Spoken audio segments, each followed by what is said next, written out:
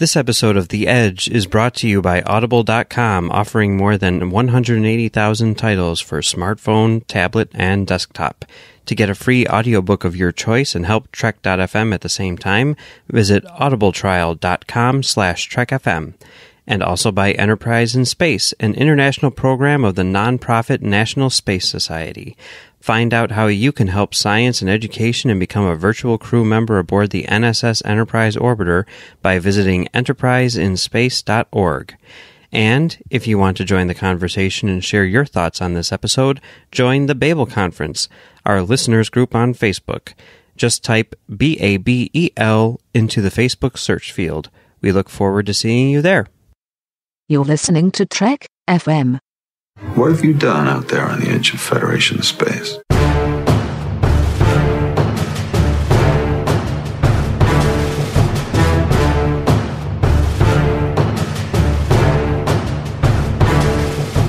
Welcome, listeners, to another episode of The Edge, Trek FM's dedicated podcast to Star Trek Discovery. I am your host, Amy Nelson, and with me is the ever-faithful co-host, Patrick Devlin. Patrick, hello, how are you? I'm good. I'm not as good as you. I just got back from Mexico good, but I'm good. How are you? Well, yeah, I got back from Mexico good, and I'm not teaching good. I'm on summer vacation. All right, now you're just rubbing it in because you know I just got home from class. Yes. Wow. And can I tell you, my students, I had 11 of them in class today, and they had a quiz last week, and one passed. Yeah. Yeah, they were carrying a 94 average for the class going into quiz 3, and I didn't do the math yet, but I'm sure it's much lower now that that only one of them passed. Oh, dear. Well, that's not good. No. Was this test different? Or the quiz? Yeah, I'll explain that off the air. Yeah. I'm like, my teacher nerves are going off. For my semester, right, there is 24 students. I have 11 of them. Uh-huh. There was 2 people passed for the year. Oh. On Wednesday nights. So 2 out of 24 passed. Wow. Yeah, I was furious. Yeah. That would, Okay. Yeah. We'll talk more because we're not here to talk about education and teaching practices. We're here to talk about Star Trek.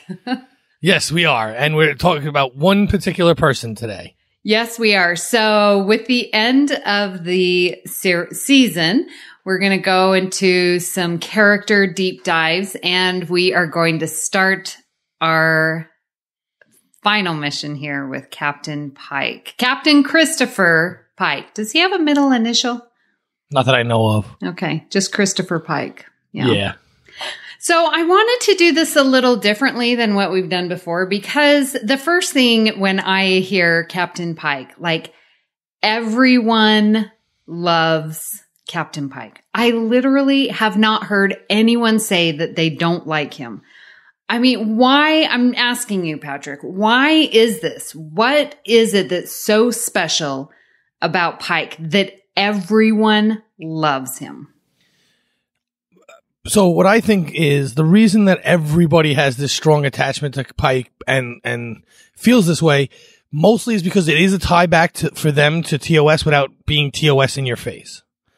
This is where it all started, but since CBS forced them to change early on, bring in William Shatner instead to play Captain Kirk, this is a tie back, but it's not, okay, now we have to stay within this very confined bubble of making sure he ends up where TOS has to end up. And we got a lot of character development out of a character we've already known. Okay, so with Spock, I've heard some people, a little wishy-washy on him, but Captain Pike, because he's not so original series, he's just a hint of original series. Right. So it gives you that revisionist history view back into, looking back with rose-colored glasses, but there's no major details there that they could screw up. Ah, right. Yeah. Because everyone look back at your childhood and you'll tell me all the great things that happened, right? You forget about the not so great parts. Yeah. You never had that with Pike because all you had was this one episode and then the trailer that came out later, but you had only that, and it was really one story, right? So you only had really that. Plus, you see a little bit of Captain Pike in the new movies, but people separate them completely.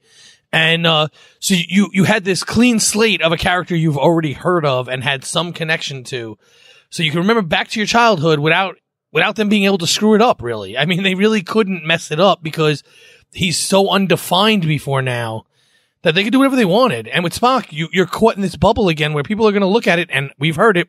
Well, that's not the Spock I know. Mm-hmm. Mm-hmm. You know, or I said it a million times where, okay, this is great because they're giving us an answer between the two shows. I happen to like the way they wrote Spock. I like what they did because it gave me that difference between, you know, the Spock from Pike and then the Spock from TOS that we know. They filled that in, but there's pitfalls in there for some. Some people are just not going to see it the way I see it, and they're not going to like it. So to them, it tarnishes Spock for them. Mm-hmm. You couldn't tarnish Pike, really. I mean, you'd have to do something so outlandish with him that it's just incomprehensible what they would have been able to do to screw this up. Yeah. Yeah. You know, when I was thinking about why people love and adore Pike, I really just think that he was written well. Like, his character he had great command decisions. He was so personable with the crew, like just right from the get-go. I want to know who I'm dealing with, who I'm working with, and, you know, just showed them respect, and they in turn respected him. So like that personality with the crew was just spot on. I felt that it was a good amount. I mean, a little more personable than Picard, but still professional, you know. So I thought that was like right on the line. He was not afraid to make hard decisions, you know, like we saw him taking the time crystal and it's like, I'm going to do this. He was very open to suggestions, and like he was always listening to Burnham and to what his crew had to say. Like Tilly's like, I can do this, and well, let's do it. You know, I mean, he was a man of action. Like he was going down to planets, and, you know, he was just like the ideal captain, and he was written that way. So why don't they write all the characters so awesome like that? Well, look, again, some of them are pigeonholed into the role they have to be in, right? You couldn't change Spock too much from what they wrote because they needed that bridge. They had a starting and an end point already set for them. And I think if you took every character in a vacuum, you'd find that a lot of them are written really well. The problems come in when they try and interact those characters. The writing gets a little sloppy at times. And again, we had no basis for this character, really. And that helps. Whereas everyone that was already on the ship, we had season 1 into 2. So they had to justify what's happening now with what they did before. They didn't have to do that with Pike. They had to justify it with one episode. You know, so it's a lot easier. You know, and I was just thinking, answering my own question, like why, like he was written so well, but we know was only for one season. And like you said, compared to the other characters who are, you know, continuing on, like Captain Pike, he didn't really have any flaws. Like what was his, you know, like Lorca, we know his flaw. We know Burnham's flaws. We know Saru's. Like our characters have flaws, I think, in part to make them relatable and to have this character growth. Where Pike, does he have any major flaws? And I think that's in part because we get him for one season and that's it. So he doesn't need to have the major growth like our main characters do. Right. Well, and I think that's the one place that Pike lacks is growth. He comes in already a captain and he leaves the same captain. There's nothing that changes in there. I mean, he's a really good captain, but he's already finished. You know, he's already cooked. So there's no places and I'm sure for a writer that makes it a lot easier because sometimes in the writing of a character, they slip up in the way they grow the character. Well, they didn't do that here. So there was less chances of mess up. I didn't think of that until you just brought this up, but you know, if you could write a show from start to finish 8 seasons, you never had to change the characters. It'd be a lot easier to write per character for that. It might not make for good TV, that's another story. But that particular character writing would be a lot easier than having to change them over the years to keep them relevant in the story. Yeah. And another reason why I was thinking why Pike is so loved and adored is because he's intended to be the best of Starfleet. All the way from season 1. Remember when Saru was asking, well, who's the best captains? And they've got Pike on the list as the top 5 in all of Starfleet, right? So that was sort of already put into our minds from Saru. And now we literally have Admiral Cornwell in this season telling us that Pike, you are the best. Like, you are the best of the best. I mean, they kind of just keep beating their own drum. So in our minds, he already is the best. So we are set up to love him, and we're set up to admire him and think of, oh man, he is so good. Okay. So it's funny you bring that up because that's true too. And I didn't think of it. And I was just listening to a wrestling podcast, and they were talking about this character. The guy couldn't wrestle to save his life. I mean, he was horrible. He hurt everyone he worked with, but the fans ate him up. And when the host was talking to one of the people who were on the inside, they're like, he was terrible. The guy on the inside was like, but everyone loved him. Yeah, you know why they loved him? Because he came to the ring, he yelled a couple of nonsensical words, he hit people for 13 seconds, and then he squashed them and pinned them. If you booked anyone to be a beast, people are eventually just going to believe the fact that he's a beast. Right? It doesn't matter that the guy couldn't work. They weren't asking him to work. He couldn't do any moves, so he never did moves. And his whole career, he lost 6 matches. Of course people thought he was the greatest because he always won. And he did it in ridiculously convincing fashion. And that's kind of what we have with Pike here, right? Like, of course people love him because he was set up to only be loved and nothing else. Right. Yeah. So what makes Pike so special? For me, it is that tie back. I mean, that's what it is. If you were to just take any captain and throw him at me and say, well, he's the best, even if you snuck his name on that list early on, and even if, Cornwell said to the, Captain Johnson, the reason why we sent you away is because you're the greatest of Starfleet. Yeah, it'd be cool, but I could easily forget that guy. But the fact that this is a character from the 60s that never really got fleshed out, I hang on the words a little bit more, a little bit longer. And could we have liked Captain Johnson? Probably, but Captain Johnson probably needed to grow. Captain Johnson probably needed to have some more adversity that he couldn't fix quickly, especially in this kind of storytelling. I mean, when it's episodic, every episode you're going to figure out the answer, right? But now that it's not, I'd want to see him run up against something that he couldn't beat the first time. I mean, that's really how they sold us on Picard, right? Because they knew people were against the new Star Trek. It's not that they were against Picard per se, but they were against the new Star Trek. And the first thing they did was they threw Q at him, and he couldn't beat him. So it made him believable. Well, Pike never had something thrown at him that he couldn't beat. I mean, it might have taken a little more thinking or, worked his way through the season, but it was supposed to because that's the way these stories are told. But he always came up with an answer, him or somebody on his crew. Yeah.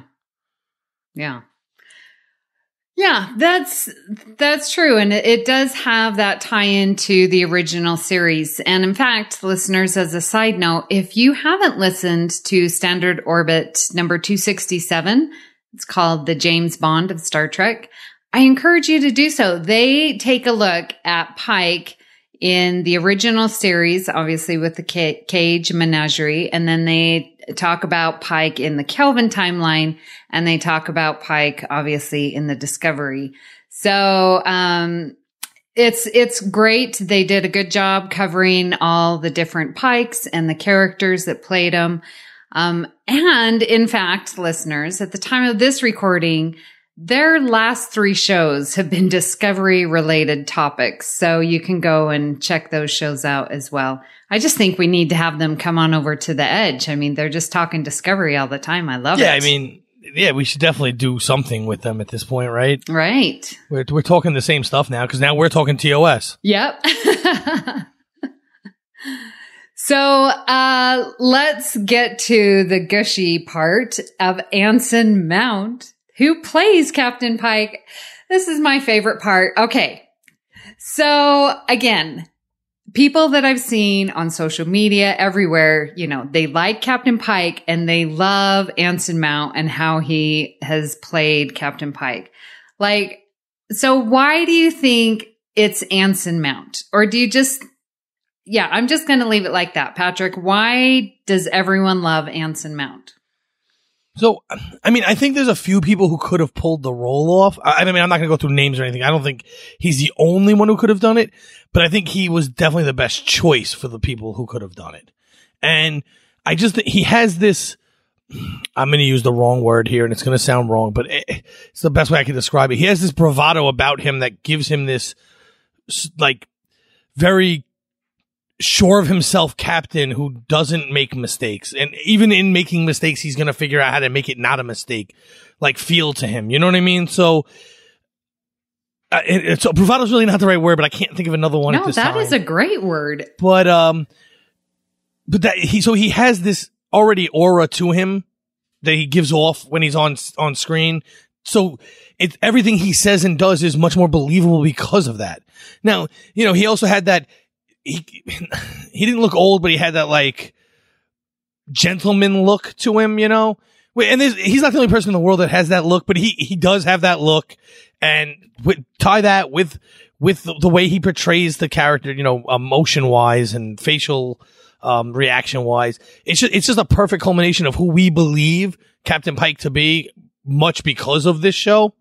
I mean, I don't think many people looked at this and tied it back to the Kelvin timeline Pike, although there's similarities in the mannerisms there, but I don't think that's what people were doing in their head. I think they were tying it back to the 60s version, you know, the TOS version. So he was perfect for the role. Perfect place, perfect time. Yeah. Yeah. He definitely, I think you're right, has that look, that air of confidence, you know, of making the decision and you said it perfectly, like, if it's something that's wrong, he's going to still fix it to turn it into something right. You know, it's not going to be really a failure. He's going to find a way to fix it, you know?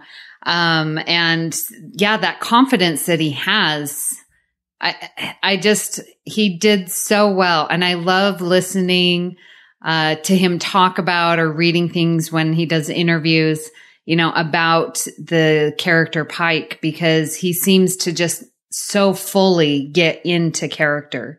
And I love that about how Anson does that. And I'm sure they all do. I mean, because I see what they do, but you know, I just think he really is perfect for the job. I don't know of anyone else that could have played it. And I wonder if, because I watched him on Hell on Wheels, and so I really knew him from that series, whereas like the other actors, I don't know anything about. To me, all of the Discovery actors, well, outside of Lorca, right? We all know him.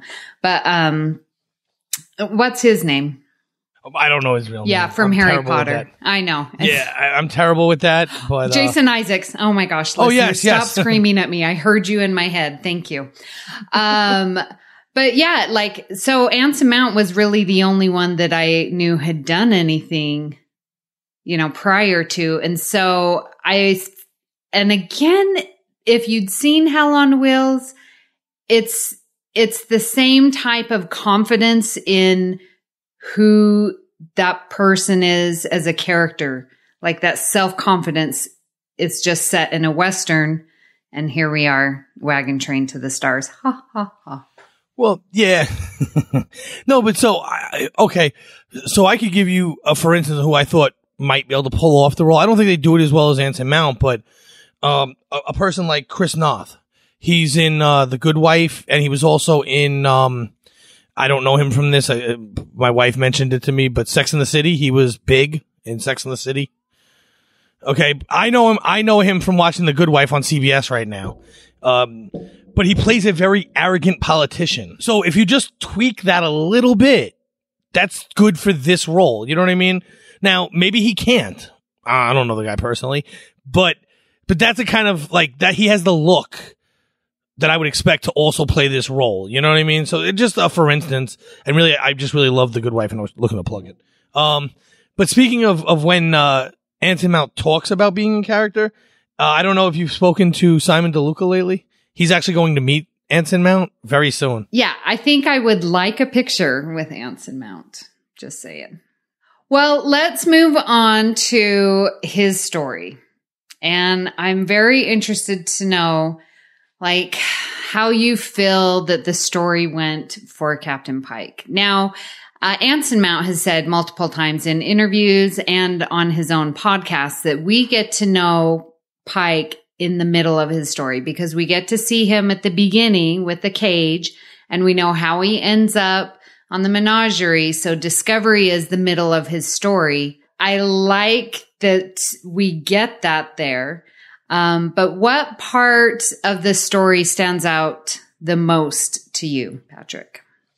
For me, it's probably, you mentioned it earlier, but it's probably the part where he takes the crystal and we know that the menagerie is set in stone. That probably stands out the most to me, because we know that he kind of was warned that whatever you're going to grab, that it's going to be something bad. You're going to know it, and now you're going to have to live with it. And he does that, and he still does it. So that, to me, the reason why that stands out so much is because that epitomizes his character. He's willing to do the tough things to move forward with the mission over his personal well-being. Yeah, that's very true. Very true. And that's definitely a defining moment. I like his story when he sees Vina again. Like, I love that, and that he cared so much for her, and, it sort of broke his heart to leave her again, Yeah. I mean, that's really cool, except there was that whole creepy, she's got a fake version of him there thing going on. Yeah. So, well, that's more on her, not him. It's just a little weird. It's a good part of the story, though. I mean, his reaction to it, and more importantly, like the first time they communicate, that was an amazing piece of art. I mean, by the writers and the directors and everything. But, yeah, I mean, I don't see that as a wrong answer. If that's, I mean, it's definitely a noteworthy part of his story. But there's a lot of things, and there's a lot of things that I will say this: we've talked it up how they didn't make any mistakes with Pike, but they made a huge one. They made an absolutely huge one we're ignoring. Where's his religion after episode 3? Oh, yeah. Okay, I have really thought a lot about that. And in talking with Chris Jones also, he brought it up to me, and I was just like, yeah. And I think in part that's one of the reasons why that got dropped, was because of the change in writers. Remember, we had that. I know that was only shift. season 1. No, we had it in season 2 as well. Maybe. I mean, that's when those writers left. I didn't follow that. I mean, I knew we had it early in season 1, and the showrunner, changed, and whatever. We got it again in season 2, and so I sort of attribute it to that, because I was so looking forward to that at the beginning of the season of, we're going to get this great religion, and remember the stained glass and how it had all the interpretations of a deity, different cultures. And I was so excited. And now we've got Pike saying that he's, a man of faith, and then, never heard from it again. But that's not his character fault. No, but we're talking about Pike's story. So as far as Pike's story, this starts up, and like you said, it's like, yes. And I'm not even a religious person. Like, in general, I know the histories. I've read the Bible. I've read other texts, but I'm not per se a religious person. I would consider, but I don't think Pike was either, to be honest with you. I think he was a man of faith, like he said, which spoke to me because I believe in things. I just don't necessarily go to church on Sunday. And so I was looking forward to this. And I was also looking forward to how they were going to reconcile this in a Star Trek era. You know what I mean? And because, yes, we've seen it with Deep Space Nine religion and stuff like that, but we didn't see it inside the Federation. And that's what I wanted to see. I wanted to see that story, especially when early on, you had a religion of all the religions. Right. I really wanted to see more of that. And unfortunately, that does not become part of Pike's story moving forward. Yeah.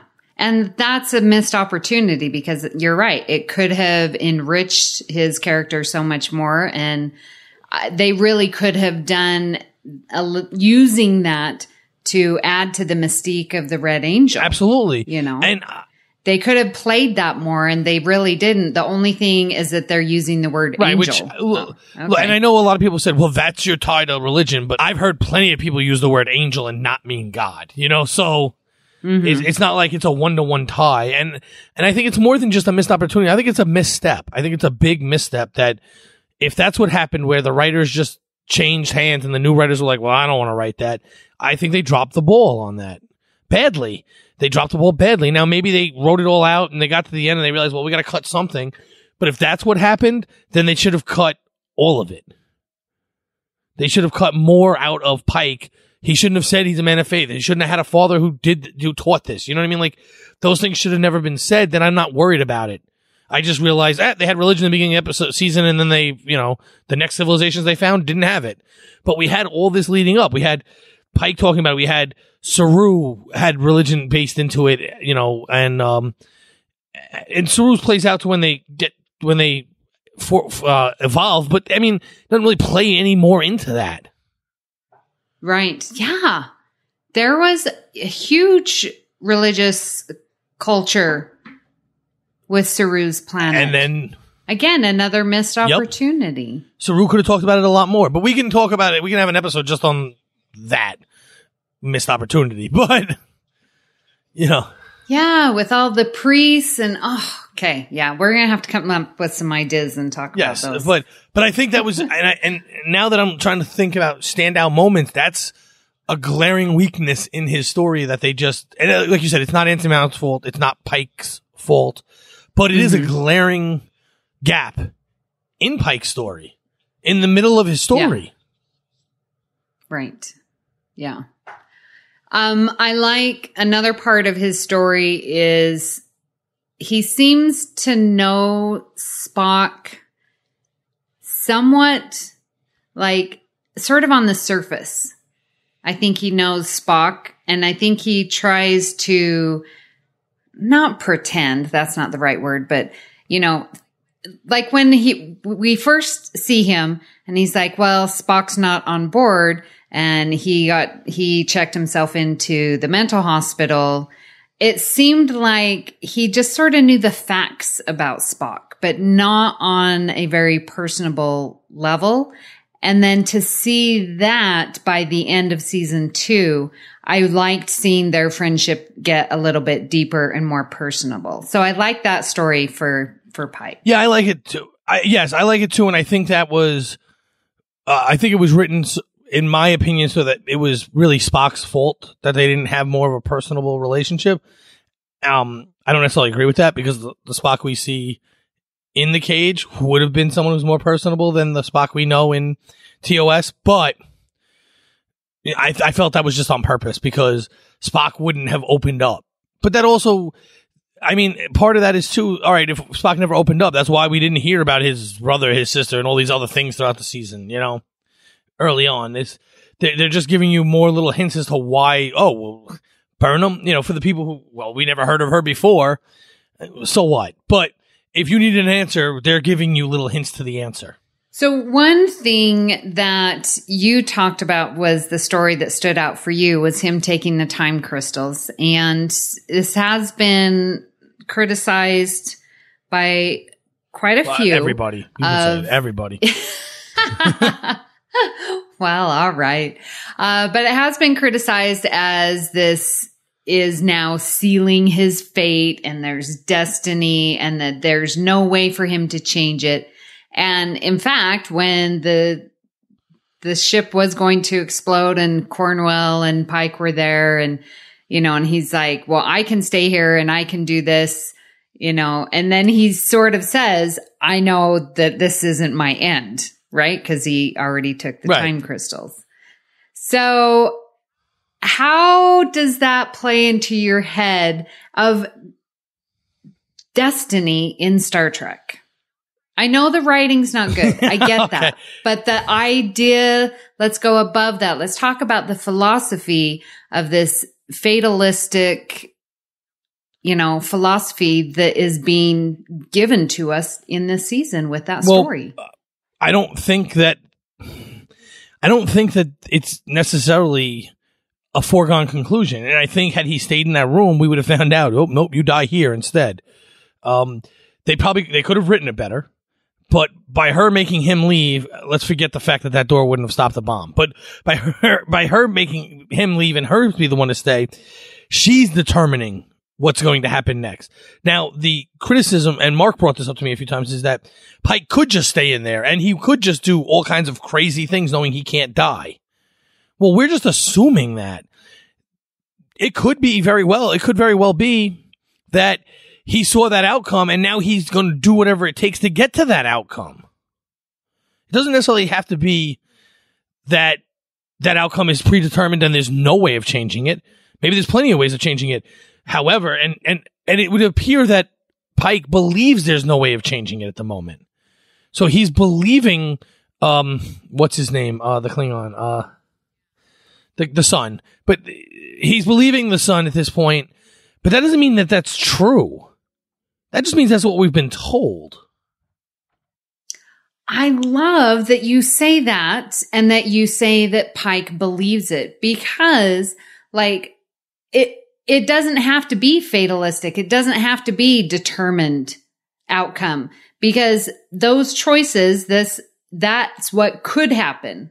And if Pike is choosing to believe it's going to happen, then he will make that choices will lead to it happening. that will end up. And maybe that self-fulfilling prophecy. Correct. And maybe it's that ends up being for the better overall for the galaxy. So Pike will continue to make the choices that land him in that position. Because we know that's who he is, right? But that doesn't mean he couldn't make one different choice somewhere and be somewhere else. So have you happened to watch The Twilight Zone, the new Twilight Zone? I haven't yet, no. All right. So you and listeners, if you want to understand what I mean by he's making the choices and you're kind of confused, watch Nightmare at 30,000 Feet for the new Twilight Zone. That episode explains this whole concept. Huh. I think I have a time after this podcast to go turn it on. You need to message me afterwards because it is a phenomenal episode. All right. It's Nightmare at 30,000 or something like that. Okay. Tie into Star Trek, the original Nightmare at 20,000 feet was William Shatner, but... Oh, I love that one. Oh, wait. Okay. This is a whole reworking of that episode. Wait, was William Shatner on 2? He was on... Nightmare at 20,000 feet was the one with the monster on the wing of the airplane.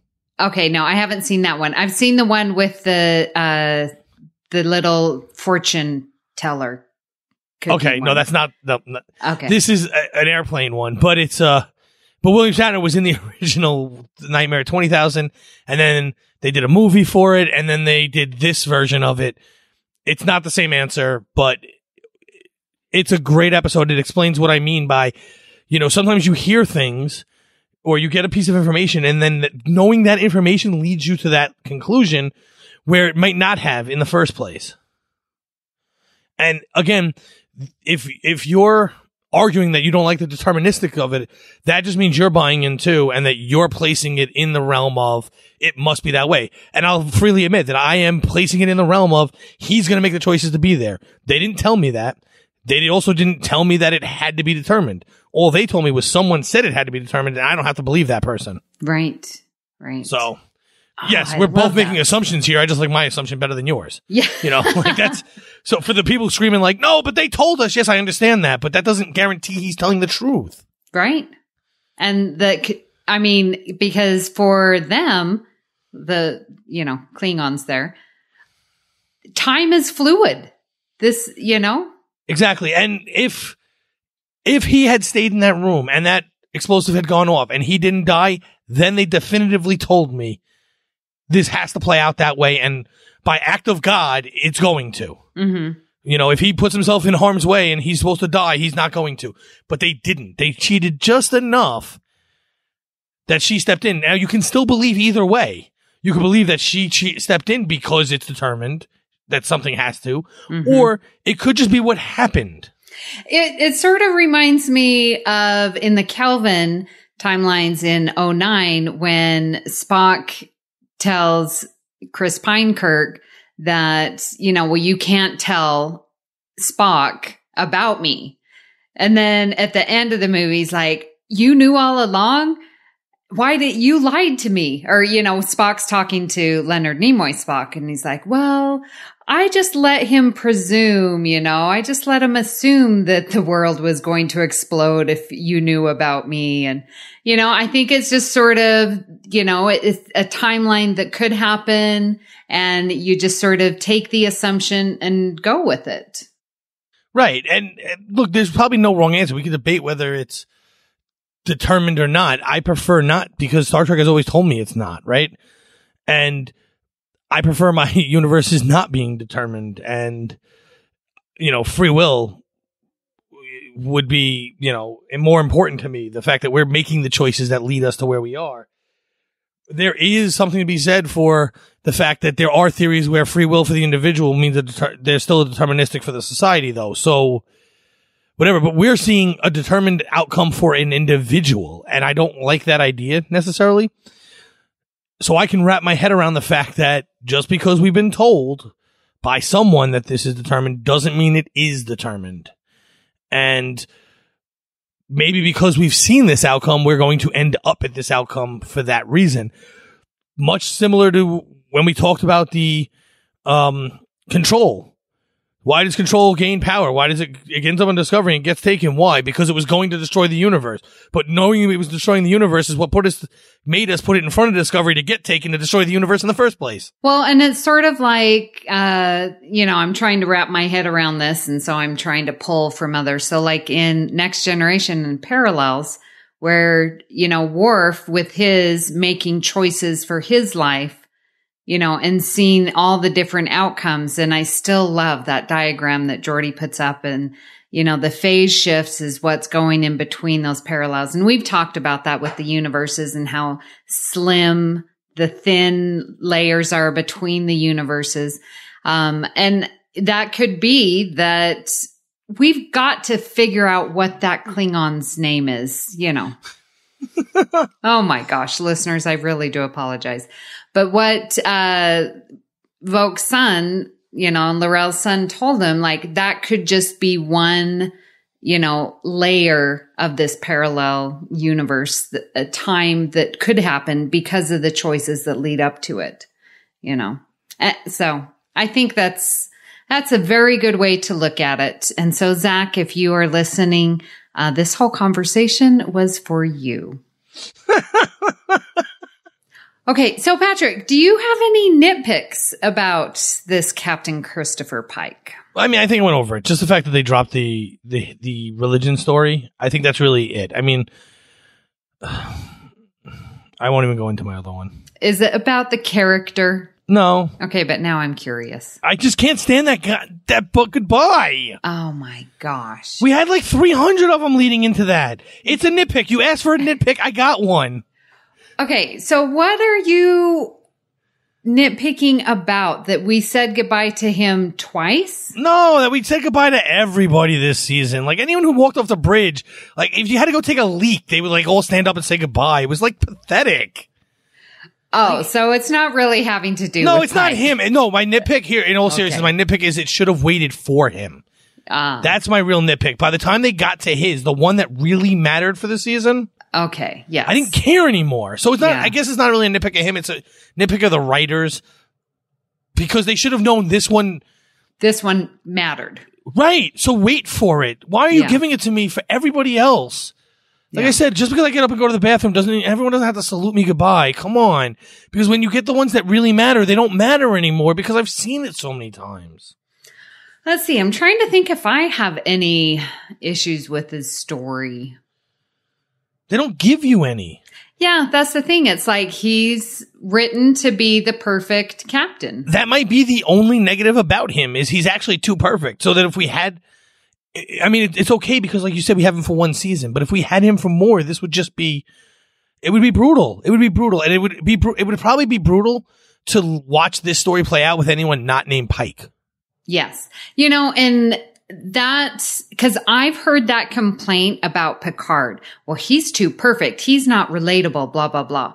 And so, yeah, you're right. If Pike were to continue, we might be getting those complaints. It's like, well, Pike's too perfect. He always makes the right decision. And, you know, and people can't relate to that. No, and I don't think Picard was too perfect, but that's another story.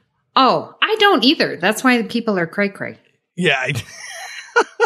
No, I think he messed up a lot. I think his obsession with, actually, if you listen to the latest Metatreks, I believe it was. I just listened 94? To it today. 94, right? Where they were talking about Utopia? Yeah. They talk about the fact that he's the great preserver of utopias, right? And yes. Yeah, I think that's a big problem because he's way too hands-off, in my opinion. Mm-hmm. He's way too by the books. And I think that's a character flaw. And I think if you can't relate to that, I understand. It's not in your character, but everybody knows that person. So I don't understand why people have a hard time relating to that. Pike is too perfect. I can't relate to him, and I don't know anyone who can. Now, that doesn't make for bad storytelling. It's just I don't see me in him. And but like with Picard, I can see people I know in him that are just, this is how it is. We're gonna do it like the guy who runs my school is like, this is the rules, and we have to follow them exactly. Like, you know, and I don't always agree with that. I'm sorry if you're listening to this and you work at the school. I don't agree with being completely strict on every rule all the time. Yeah. I'll do it because that's what I'm told, but I don't agree with it. All right. Well, Captain Pike, Christopher Pike. You know, I really do love having him on this season 2. I think that it was a very good fit. I've heard, again, listening to Standard Orbit, they were talking about the characters and how they're so related to the original series. And I was on record that I didn't want to see Spock. I was okay with Pike, but I really wanted Discovery to stand on its own and not rely so heavily on the original series. But to your point, like, Pike is not a main character, obviously, of the original series. So bringing him in had a very nice fit. I think that he worked in perfectly. We didn't know too much about him so that we couldn't say, oh, that's not Pike. We didn't know anything about him. So what they did right was this amazing captain making great commands, relating well with the crew, you know, just your ideal captain to have for this season. It worked so nicely. It made for a lighter, a more hopeful compared to season 1, which I think a lot of us really appreciated and needed to have. And I think Pike brought that in his character. And so to have him on the season 2 was just incredible. Yeah, no, I think it was a perfect fit. I think it's, like I said, it's a good way of tying in TOS to this, tying them together. They are, look, you can't get away from it. The fact is, they're timeline-wise, they're very close to each other. So they're going to have some kind of overlay somewhere, right? And to do it with Pike was great. It's also why when everyone was screaming, well, we haven't seen Spock yet, I didn't care that we hadn't seen him yet. Because we had a person that ties us to TOS without being overly in your face. My only negative is that we didn't see number 1 more. But, I mean, it just wasn't in the writing, so it is what it is. It's not a deal breaker, but I just would have liked to learn a little more about number 1. And unfortunately, because Pike is leaving, we're not going to get that. Like, it's not in the cards. And, so it is what it is, but I don't know. That's just my take on that part, so. Well, it's been fun talking about Captain Pike today, but it isn't the only thing we've been discussing on the network. So here's a quick look at some of the other things you may have missed elsewhere on Trek.fm. Previously on Trek.fm, the Orb. I'm not sure that our mindset has necessarily changed drastically from 1993 to 2019. Perhaps it has. I think it has a bit. But the tendency for this kind of thing to happen may have been there then, but the difference is that today we have these platforms like Twitter and Facebook that amplify it, and is much easier for people to get together into these groups and push a certain agenda or attack an individual. Melodic Treks. But I did actually look back to a lot of the older stuff, like the Jerry Goldsmith scores and even like the James Horner scores. I thought the orchestration style, like I thought was really, really cool to me. Kind of had this more classical, like using only the orchestra, but creating these spooky textures and stuff. I always really loved that kind of sound. Literary Treks. And all of a sudden, we see a panel that shows where Kirk and Crisp are. I want to call her Crispy for a second. There's Spock and Crisp, I think, right? Okay, yeah, Spock and Crisp. I love that cereal. And I had some Kellogg's Spock and Crisp the other day. Warp 5. You don't give them the tools they need moving forward. It's great to give someone their freedom, but you have to then stay there and help them to get to the next step so that they don't need you anymore to do that. That was the problem with the episode. And I think that plays a big role in not just this episode, but society in general. We've done that a lot in other countries, and we've gone and knocked out regimes and, whatever. And then we don't do anything for the people there. So we're back in the same boat or a worse boat than we were when we started. And that's what else is happening on Trek.fm. Check out all these shows and join the conversation about your favorite corner of the Star Trek universe and beyond. You'll find us wherever you get your podcast.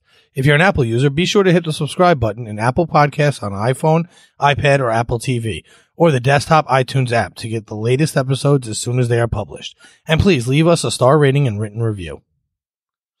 Now, listeners, we had our announcement of the 3 winners. I am so very happy to say that 2 of the pins have been mailed out.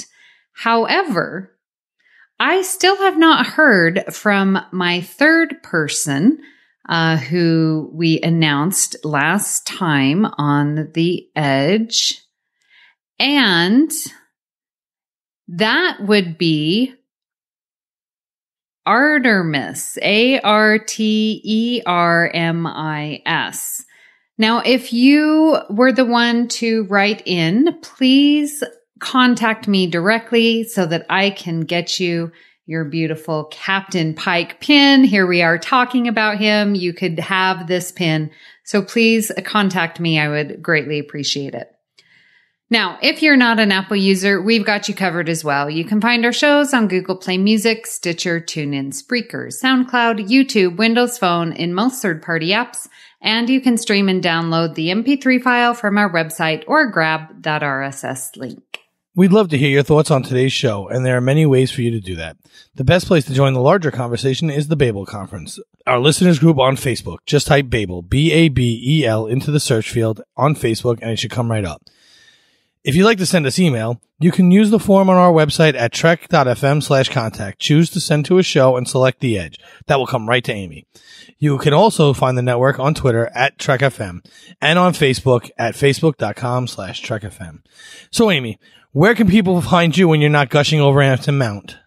Well, when I'm not doing that, and I do that a lot because he's so yummy, you can find me here on the network. I'm on Earl Grey, which talks about the next generation. I'm also on the Fandom Podcast Network, talking about the Orville on Discoville. I am on Twitter at Miss Amy Nelson, but my favorite place is on the Babel Conference. So, Patrick, where can people reach you when you're not being the best captain in Starfleet? Nowhere, because I'm always on that list of top 5. Always. And I always will be. And I jump from time to time just to make sure that I can do it here and back in the Enterprise Warp 5 days. So you can find me on Twitter, though, at MagicDrop5. That's no spaces. The 5 is a digit. You can also find me popping up in the Babel Conference when I have time. I like to interact with the listeners. You can hit me up on Messenger if you want to talk. I answer them as often as I can. And you can also find me, actually, as I mentioned before, in the Warp 5 era with my good friend Brandon Shea Matella on Warp 5, where recently we just covered Abbott and Costello Meet Frankenstein. because that was a movie night. And we also had one of you, the listeners, on when Karen Chuplis came on, and we talked about T'Pol. That'll be coming out relatively soon. So, those are the best places to find me. Excellent. Well, if you'd like to help us keep all our shows coming to you each week, you can become a patron of the network on Patreon. Visit patreon.com/TrekFM. That's patreon.com/TrekFM to get all the details. Perks include early access to episodes, exclusive content, producer credits, and more available through our special patrons website, the Patron Zone. It requires a great deal of money to produce, host, and distribute these shows each month.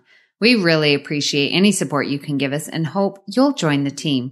Again, you can find all the details at patreon.com/TrekFM. We'd also like to take time to acknowledge all of Christopher Pike's greatest command decisions. They are Norman C. Lau, Tony Robinson, Thomas Puleo, Lisa Slack, Shoaib Mirza, Richard Rutledge, James Muldrow, Cornelia Reutner, Ryan Millett, Chris Shabuzio, and Brian Malash. Thank you for supporting Trek FM and The Edge. Well, thank you for listening, and join us next time to see what's happening on the edge of Federation space.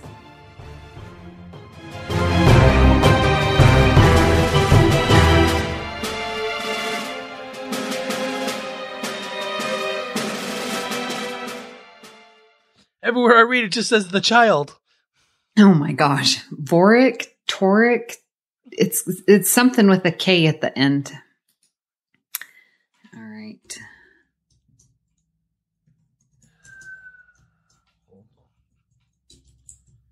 Tenavik. Is that it? Yes. Tenavik. Okay. Yep, it is. Tenavik. Literally everything I'm reading is...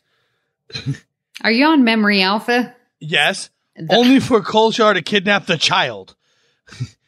The child is a monk on Borath. Like, come on! Oh, yeah. Okay, Tenavik. So, yeah, that guy. Yeah, that guy.